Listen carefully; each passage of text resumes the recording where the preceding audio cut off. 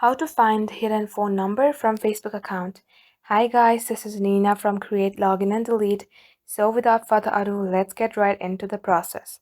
Open up your Facebook.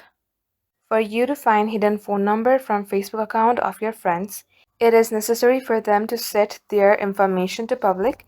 For instance, I'm taking a random profile, and if I go to see their profile info, I won't be able to find their phone number. That means they have set their information to only me or only friends of friends. Another example is, so this individual is friends with me. And if I go see their about info, there are no records of their phone number.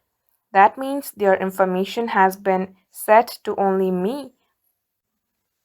So that means for you to see others' phone number and email address information, make sure that they have set their information to public so that you can view it easily. If they have set their information to only me or private, you cannot view their email address or even their phone number.